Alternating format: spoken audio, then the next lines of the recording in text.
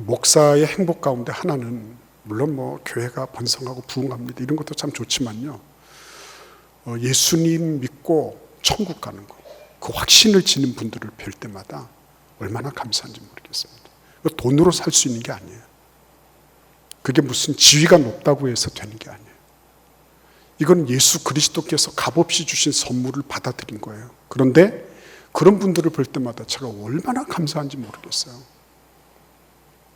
그런 분들 장례를 치를 때마다 정말 감사하구나. 이 목사의 보람이라는 게 딴 게 아니라 구원받은 성도들을 보는 거. 이 땅이 다인 것 같지만 다가 아니라 저 천국이 있다고 하는 것을 아는 사람들. 그래서 그 천국 갈 준비 다 마친 분들, 이런 분들을 뵙는 게 얼마나 감사한지 모르겠는 거예요. 히브리서는 그렇기 때문에 우리에게 이 영원한 하늘나라, 영원한 천국에 대한 비전을 가지게 하는 책입니다. 왜냐하면 이거를 받는 독자들이 그런 상황에 있었거든요. 이 사람들이 히브리서의 전통을 알고 있는, 그러니까 소위 말하면 구약시대의 율법시대의 배경을 알고 있는 분들이에요. 그럼에도 불구하고 헬라어로 쓴 글을 읽을 수 있는 그런 사람들이에요. 그러니까 아마도 퍼져 있는 유대인들이 아니었을까, 디아스포라 유대인들이 아니었을까. 그런데 그들은 자기들이 가지고 있는 신앙 때문에 핍박을 받고 박해를 받고 그리고 사회로부터 소외되는, 그리고 때로는 생명의 위협을 받는 그런 상황에 처하기도 한 거예요. 그래서 이런 상황이 오래되면서 무슨 일이 발생했냐면 신앙이 흔들거리기 시작하는 겁니다. 신앙이. 이것을 보면서 히브리서를 쓴 이 히브리서의 발신자, 히브리서를 쓴 히브리서의 기자는 이거 아닌데 이렇게 생각을 한 거죠. 그래서 당신들이 지금 이 현실을 살기 위해서 노력하고 애쓰는 거, 그러나 그 현실 너머에 현실보다도 어마어마하게 큰, 현실과 비교할 수 없는 더 큰 영적인 현실이 있다. 이거를 말해주기를 원했던 거예요. 그러니까 여러분, 오늘 이 본문 말씀 우리가 1단을 읽었지만은 이 본문 말씀 속에서 아주 선명하게 드러나는 게 있습니다. 그게 뭐냐면 하늘에 있는 것들의 모형, 이게 무슨 말이죠? 그 앞에 보시면 그 성소에 쓰이는 여러 가지 기명들, 성소에 쓰이는 여러 가지 물잔, 등대, 무슨 이런 그 성찬과 연관된 진설병을 놓는 것, 이 모든 것들은 염소와 송아지의 피로 정결하게 된 거예요. 이건 모형이에요. 어떤 모형이냐면 예수께서 하늘나라로 바로 들어가시는 그 길을 우리에게 제시하시기 위해서 이런 모델이 있다라고 하는 것을 예표적으로, 상징적으로 모형을 만들어 놓은 거라는 거죠. 그것은 모형은 모형이지 미니어처는 미니어처지 그게 진짜는 아니잖아요. 그러니까 그것들은 매번 할 때마다 동일한 일을 반복해야 되는 거예요. 그런데 진짜는 그렇지 않아도 되는 거예요. 하늘나라에 바로 들어가는 거예요. 이 모형을 위해서 모형을 만들어 놨다가 이 모형이 이제는 어떻게 된 거예요? 예수 그리스도를 통해서 더 이상 이제는 유효하지 않게 된 거예요. 이제는 그 기간이 만료된 겁니다. 유효기간 만료. 그래서 예수님께서 직접 이제는 하늘로 들어가는, 하늘에 있는 것들을 위해서 예수님이 피를 뿌리신 거예요. 이건 굉장히 중요한 겁니다. 모든 것들은 다 피로 정결케 된다. 그죠? 모든 부정케 된 것은 피의 대가를 통해서만 정결케 될 수 있는 거예요. 그래서 우리의 죄를 위해서도 예수 그리스도가 죽으셔서 그의 피를 뿌림으로 우리도 정결하게 된 거예요. 그거를 믿는 겁니다. 그거를. 예수께서 우리를 위하여 행하신 그 일을 믿음으로 말미암아 나는 이제는 더 이상 나의 현실적인 이런 육신적인 그런 어떤 것에 의해서 내가 하나님으로부터 정죄당하고 너는 저주받은 존재다. 너는 이제는 죽는 것밖에 남지 않았다. 라고 말하는 그런 율법에 대해서 이제는 어떻게 된 거예요? 내가 예수로 말미암아 정결하게 되고 깨끗하게 되었다. 이것을 이제는 아주 선언할 수 있게 된 거예요. 그래서 로마서 6장 23절에 모든 사람은 죄의 삭을 받게 되어 있다. 죄의 삭은 사망이요, 하나님의 은사는 그리스도 예수 안에 있는, 우리 주 안에 있는 영생이니라, 이렇게 말씀하시는 거예요. 예. 우리가 죄의 삭을, 우리가 다 죄 때문에 죽는 거예요. 그런데 죄 때문에 죽을 인생을 위해서 하나님께서 우리에게 은혜의 선물을 주셨는데, 그게 뭐라고요? 바로 예수 그리스도 안에 있는 영원한 생명이다, 이렇게 말씀하신 거예요. 그래서 우리는 그거를 받아들인 거예요. 여러분, 지금 제가 질문할 때 답변하시기를 바랍니다. 손을 들고 이러지는 않을 거예요. 근데 이 사실을 믿으시는 분, 마음으로 손 들어보세요. 이 사실을 아직도 믿지 못하는 분, 마음으로 손 들어보세요. 그러니까 교회 안에서, 교회를 다니면서도 아직도 뭔가를 찾고 있는 분들이 많고요. 모태신앙이니 몇십 년 신앙이니 무슨 직분자니 해도 여기에 대한 확신이 없으면 그 사람은 종교인이고, 종교 생활을 무늬만 내는 사람이 진짜 종교인은 아니에요. 신앙인은 아니에요. 내가 여기에 대한 확신, 내 죄가 예수 그리스도로 말미암아 깨끗하게 됐습니다. 그래서 내 죄의 그 창상, 내 죄가 얼마나 심각한지, 내 죄가 얼마나 이게 엄청나게 부끄러운 것이고, 이게 하나님의 심판을 면치 못할 하나님의 진노의 대상이라는 것을 내가 아느냐. 그래서 그 진노의 대상이었던 내가, 영원히 형벌받고 저주받을 수밖에 없는 내가, 예수 그리스도께서 나와 하나님 사이의 진노의 그 모든 것들을 가로막으시고 그분이 하나님의 진노의 잔을 받으신 거죠. 그래서 그분에게 내 모든 죄가 다 전가돼서 하나님이 예수 그리스도가 십자가에 달리신 것을 보시고 그의 피가 뿌려진 것을 보시고 나를 향하여 너는 이제 죄 없다, 이렇게 선언해 주신 거예요. 재판장이신 하나님께서 그의 아들 예수 그리스도의 피를 뿌리시면서까지 우리를 건지시려고, 우리를 구원해 내시려고, 그렇게 너 이제부터는 정죄하지 않겠다, 내가 너를 죄 때문에 심판하지 않겠다, 이렇게 하신 거예요. 얼마나 기가 막힌 일입니까? 여러분, 그래서 하늘에 있는 것들의 모형은 이런 것들로서 정결해. 이런 것들은 뭐예요? 염소와 송아지의 피예요. 근데 하늘에 있는 그것들은 뭘까요? 하늘에 있는 것들, 우리가 하늘에 있을 거란 말이죠. 근데 하늘에 있을 그 모든 것들은 이것들보다 더 좋은 제물로 해야 되는데 그게 뭐죠? 바로 예수 그리스도 자신이었다는 겁니다. 피조물의 세계에 있던 것들, 염소와 송아지나 다른 어떤 참새나 뭐나 이런 비둘기나 이런 것들의 문제가 아니라 하나님께서 저 하늘 성소를 위해서 진짜를 예비해 놓으셨는데 그게 바로 예수 그리스도였다고 하는 것입니다.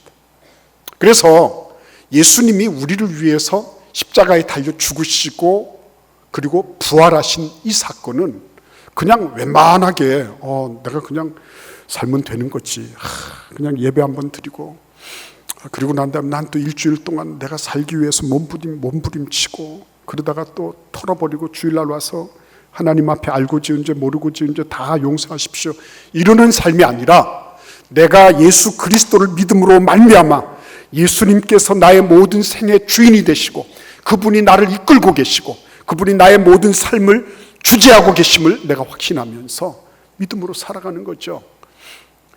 믿음으로 살아가는 겁니다. 여러분, 오늘 이 말씀을 묵상하면서 누가복음 16장 말씀이 같이 오버랩이 돼서 나타났어요. 같이 겹쳤어요. 누가복음 16장을 펼치시기 바랍니다. 거기 보시면 우리가 잘 알고 있는 부자와 나사로 얘기가 나오고 있습니다. 기가 막힌 얘기예요. 이거는 예수님께서 말씀하신 겁니다.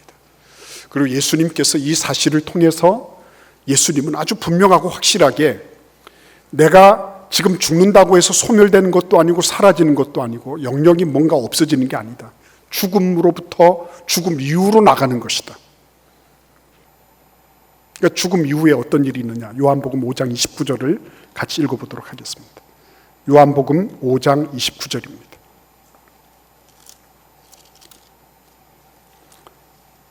다시 한번 말씀드리지만 죽은 다음에 소멸되거나 없어지거나 사라지는 게 아닙니다. 5장 29절 같이 읽겠습니다. 선한 일을 행한 자는 생명의 부활로, 악한 일을 행한 자는 심판의 부활로 나오리라. 선하거나 악하거나 죄를 지었거나 안 지었거나 관계없이 다 부활한다는 것입니다. 그리고 반드시 어떤 일이 있어요? 오늘 9장 27절 말씀해 보시면 뭐라고 말씀하셨습니까? 한 번 죽는 것은 사람에게 정하신 것이요 그 후에는 심판이 있다 하셨습니다. 생명의 부활로 나온 이들은 생명으로 말미암는 상급의 심판이 있을 것입니다. 악으로 말미암아 이 심판의 부활로 나온 그런 사람들은 말 그대로 이제는 심판의 뜨거운 그런 지옥을 맞이하는 것밖에 없는 겁니다. 그러니까 여러분 이런 일들을 얘기를 해주면 그냥 이렇게 그렇구나 이렇게 받으면 되잖아요. 근데 이 부자는 그렇지 않았던 것 같아요. 부자는 아마 콧방구를 탱탱 끼웠던 것 같아요. 이 세상에서 영원히 살 걸로 생각했던 거죠. 자기의 그런 어떤 생이 영원히 지속될 거라고 생각한 거죠. 다 그게 한때의 꿈인데 지나고 보면 별거 아닌데, 근데 이 부자는 너무 착각을 심하게 한 겁니다. 그래서 이례적이다, 이거는 다시는 고칠 수 없는 거다. 그 얘기를 들으니까 27절 28절에 보시면 내 형제 5이 있는데 그들에게 누구를 보내서 이 고통받는 곳에 오지 않게 해주십시오. 이거는 그나마도 이 부자가 형제가 있었다는 거예요. 그래서 자기 형제 5이 자기처럼 살고 있는 거죠. 자기처럼 이 세상의 모든 쾌락과 환락을 다 누리면서, 그러면서 적당한 자주색옷과 그리고 고운 베옷을 입으면서 어떤 뭔가 신비한 어떤 자기의 어떤 인간적인 것들을 뛰어넘는 그 무엇을 추구하는 듯한 느낌을 갖는 것, 종교적인 위안을 받고 종교적으로 약간의 어떤 그런 만족을 얻고, 그래서 소시민적인 그런 삶을 살아가면서 나하고 하나님하고 적당한 수준에서 타협해서 그래서 가면 된다고 생각했던 거죠. 형제 5 얘기를 한 거는 대단한 거예요. 이제 자기는 끝났다 생각했으니까 아직 살아있는 형제들에게 이 얘기를 해달라는 거죠. 그런데 아브라함이 뭐라 그랬죠? 그들에게 모세와 선지자들이 있다. 요즘 얘기로 하면 목사가 있다, 전도사가 있다, 선교사가 있다, 이런 얘기예요. 그랬더니 이 사람이 뭐라고 얘기합니까? 30절에 보시면 아버지 아브라함이요, 그렇지 않습니다. 만일 죽은 자에게서 그들에게 가는 자가 있으면 회개할 것입니다. 이 얘기는 뭐예요? 모세와 선지자들의 말을 안 들었다는 거 아니에요. 그들이 얘기해도 안 들리더라는 거죠. 그죠? 이게 중요한 거죠. 누가 뭐라고 해도 안 들립니다. 그래서 교만이라고 하는 거는요, 고칠 수 없는, 교만은 유일하게 죽음에 이르는 유일한 병이에요. 교만은 안 들립니다. 안 들려요. 들을 수가 없어요. 절대로 안 들립니다. 누가 뭐라고 해도 안 들려요. 죽음에서 금세 깨어나가지고 내가 지금 지옥불에 있다가 왔어요. 지옥불에 있는 당신 형님이 지금 당신 같은 그런 꼴을 보지 말라고 그렇게 전해라고 했어요. 천만의 말씀 안 들립니다. 교만하면 방법이 없어요. 약이 없어요. 내가 지금 살아가는 게 바쁜데, 내가 내 인생 꾸리는 게 이렇게 바쁜데 내가 다른 무슨 소리를 듣느냐, 끝나는 거예요. 여러분 31절에 아브라함이 아주 정곡을 찌르는 말을 하죠. 말 그대로 뼈 때리는 말을 합니다. 모세와 선지자들에게 듣지 아니하면 비록 죽은 자 가운데서 살아나는 자가 있을지라도 고난을 받지 아니하리라. 그러니까 죽음으로부터 죽음 이후로 나가는 그 길에 이런 것들을 보면요, 이거는 정말 놀라운 일이에요. 여러분들 아까 제가 질문할 때 나는 죽음 이후에 천국으로 갑니다라고 질문한 것에 대해서 대답하신 분들, 예스라고 하신 분, 예라고 하신 분들은 축하해요. 그러나 아직까지 나는 세모표예요, 예스도 아니고 노도 아니고 뭔지 잘 모르겠어요 하는 분들은 잘 들으셔야 돼요. 오늘 본문에서 예수님이 아주 중요한 말씀을 하고 계신 것을 여러분이 귀담아 들으셔야 되는 거예요. 오늘 본문에서 예수님은 두 가지를 언급하고 있습니다. 첫째는 예수님께서 옛날에 암소와 염소의 피를 뿌려서 깨끗하게 하던 것을 예수님 당신의 피로 직접 뿌리셨다라고 말씀하시는 거예요. 흠없고 점없는 어린 양 같은 예수님의 피가 누구에게 뿌려졌다? 우리에게 뿌려졌다. 그래서 우리는 영원히, 그 다음에 두 번째입니다. 영원히 단번에 영원히 깨끗함을 입게 되었다라고 하는 겁니다. 이것을 위해서 하나님은 그의 아들 예수 그리스도를 보내셔서 그의 아들의 생명을 아낌없이 내놓으셨어요. 이유는 우리가 이 세상이 다가 아니라 앞으로 다가오는 천국이 있음을 알고 천국의 그 영광과 찬란함과 그 어마어마한 그런 천국의 놀라운 기적을 맛보기 위해서 그것을 위해서 결코 다시는 없을 예수 그리스도를 보내셔서 그분의 피를 흘리시고 그 대가를 다 지불하게 하셔서 우리로 하여금 그 천국에 들어갈 수 있도록 모든 것을 다 이루어 놓으셨다는 거죠. 그래서 여러분, 천국의 이 말씀, 천국에 들어가는 이 예수 그리스도를 영접하고 그분이 나의 주님이 되십니다라고 하는 것을 믿는 거는, 이거는 아무도 거역할 수 없어요. 거역해서 안 되는 거죠. 왜요? 그만큼 하나님께서 심혈을 기울이셔서, 이런 표현이 참 이상하지만 하나님께서 그만큼 모든 것을 다 내던지셔서 천국으로 오라고 그의 아들까지도 희생시키신 거거든요. 근데 이 선물을 안 받아요? 이 선물을 우습게 여겨요? 이 선물을 거역해요? 아니죠. 그러면 안 되는 거죠. 내가 이 세상에서 얼마나 오랫동안 살 건데, 얼마나 누리며 살 건데 그렇게 아귀다툼하고 모해하고 부정적인 말하고 말이죠. 돌아다니면서, 이 세상이 다 그렇잖아요, 보면. 근데 그렇게 살아서 뭘 어떻게 하겠다는 거예요. 그렇죠? 근데 그런 세상 속에서 우리를, 예수 그리스도를 마음속에 영접하고 그 예수 그리스도로 말미암아 내가 이제는 생명의 부활로 다시 그리스도 예수 앞에, 하나님 앞에 나타날 것을 기대하면서, 내가 죽는 날은 내 생애 최고의 날이다. 내가 이 세상 살아가면서 미련 없이 살다가 나는 하나님 앞에 어엿하게 최상의 상태로 내가 하나님을 뵐 거다. 나는 그날 나의 최고의 기쁨의 날, 즐거움의 날, 내가 가장 기다리던 날, 나는 이 세상 더 이상 미련 없이 하나님과 함께하는 그런 생을 살 거야 라고 말할 수 있다면 그 인생이야말로 얼마나 복된 인생일까 하는 거죠. 여러분, 그래서 예수님께서 이 일들을 다 하셨어요. 우리 같이 한번 고린도전서 15장을 보겠습니다. 15장 20절에서 21절을 보시면 예수님이 앞서 가시면서 그 일을 다 해놓으신 거예요. 고린도전서 15장 20절 21절입니다. 그러나 이제 그리스도께서 죽은 자 가운데서 다시 살아나사 잠자는 자들의 첫 열매가 되셨도다. 사망이 한 사람으로 말미암았으나 죽은 자의 부활도 한 사람으로 말미암는도다. 그랬습니다. 여러분, 예수님께서 먼저 가시면서요, 이렇게 되는 거야. 나를 믿는 자는 다 이렇게 돼. 그래서 죽으신 지 죽고 사흘 만에 다시 부활하시고, 그리고 하늘 보좌 우편에서 지금도 우리를 위해서 기도하시는 분, 그분이 우리의 주님이신 거예요.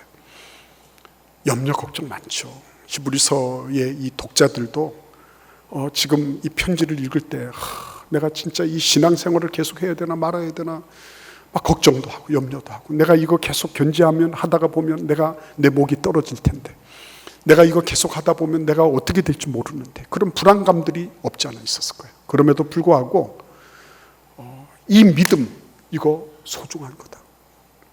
이거는 단순하게 몇 년을 더 괜찮게 살고 조금 더 용이하게 살고 조금 더 편리하게 살고 하는 그런 정도가 아니라 영원한 삶을 결정짓는 거다. 이렇게 이 서신을 읽고 있는 성도들을 격려하고 있는 거죠.